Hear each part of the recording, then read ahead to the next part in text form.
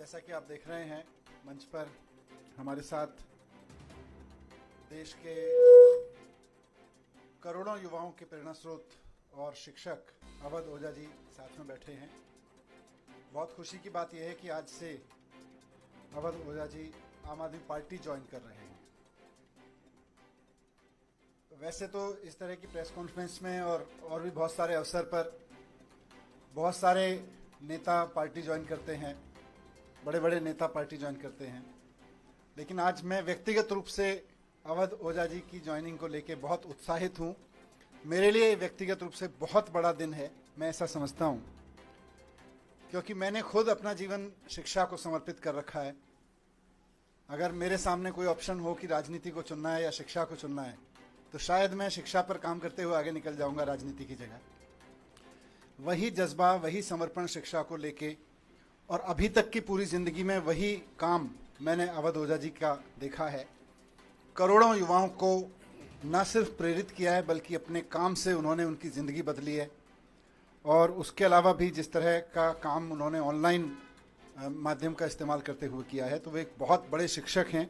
आज आम आदमी पार्टी ज्वाइन कर रहे हैं। मैं उम्मीद करता हूं कि उनकी ज्वाइनिंग से हम सब बहुत एनरिच होंगे, देश का शिक्षा तंत्र बहुत मजबूत बनेगा।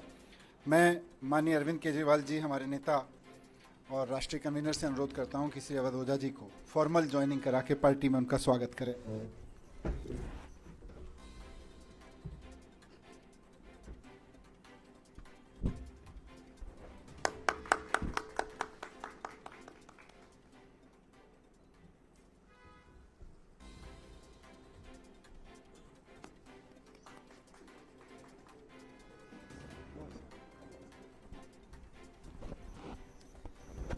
मैं अब सर से अनुरोध करूंगा कि दो शब्द इस अवसर पर करें।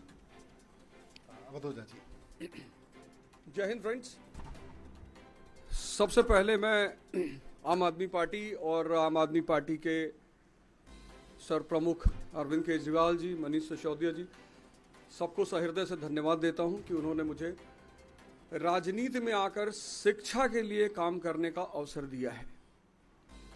शिक्षा एक ऐसा माध्यम है जो परिवार, समाज और राष्ट्र की आत्मा है।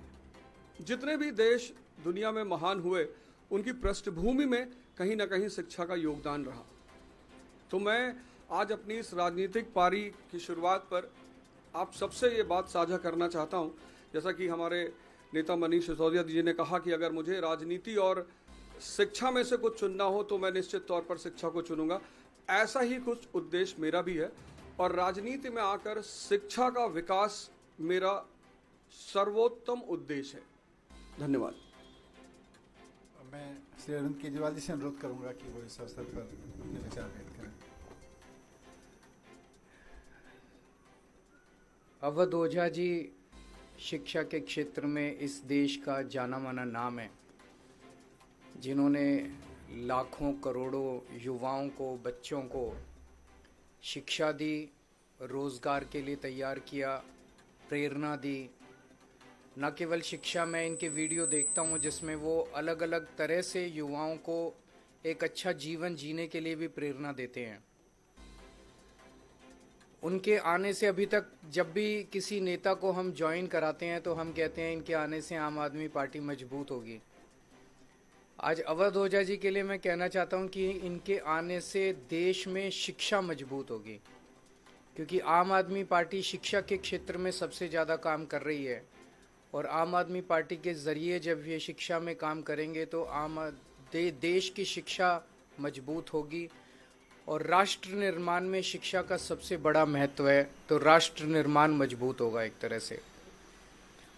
हमारी कोशिश ये रहती है कि जिन क्षेत्रों में आम आदमी पार्टी, जो आइडियोलॉजी हमारी है, भ्रष्टाचार निरोधक, शिक्षा, स्वास्थ्य, इन क्षेत्रों में जो भी अच्छे लोग हैं जो काम कर रहे हैं, उनको राजनीति में लाया जाए ताकि राजनीति में आके वो अपना और ज़्यादा योगदान दे सकें।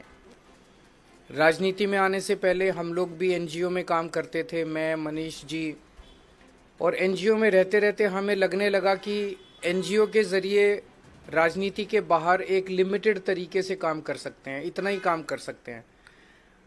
जैसे मैं सुंदर नगरी की झुग्गियों में काम करता था तो वहाँ पे 2 या 3 सरकारी स्कूल थे, उन सरकारी स्कूलों को ही ठीक कराने में पूरी जिंदगी बीत जाती है हमारी। लेकिन जब राजनीति में आए तो एक ब्रश से हमने दिल्ली के सारे सरकारी स्कूल ठीक कर दिए।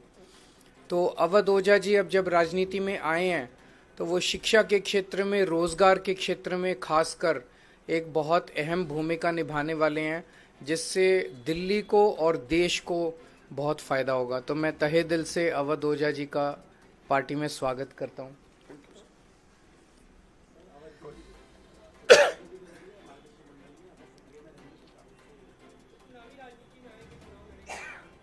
अब तो मैं पार्टी का हिस्सा हूं, तो पार्टी जो भी आदेश करेगी मैं वही करूंगा।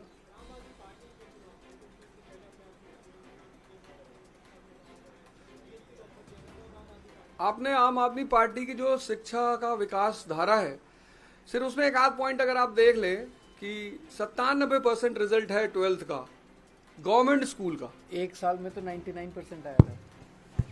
एक साल में 99%। 2015 में सिर्फ 15 लड़कों ने, गवर्नमेंट स्कूल के लड़कों ने IIT मेंस क्वालिफाई किया था। इस बार 783। और मेरा यही कहना है, मैं तो हमेशा ये नारा देता हूं कि शिक्षा शेरनी का दूध है, जो पिएगा वो दहाड़ेगा। और डॉक्टर सर्वपल्ली राधाकृष्णन जी कहते थे कि 2 क्षेत्रों में देश के अच्छे दिमागों को आगे बढ़ना चाहिए, एक शिक्षा और एक राजनीति।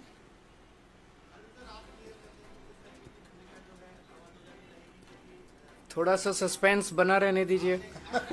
आने वाले दिनों में रोल आउट करेंगे, आपको बता देंगे, सबसे पहले आप ही को बताएंगे। Thank you. Thank you. Thank you. ABL 24 news, सच दिखेगा अब।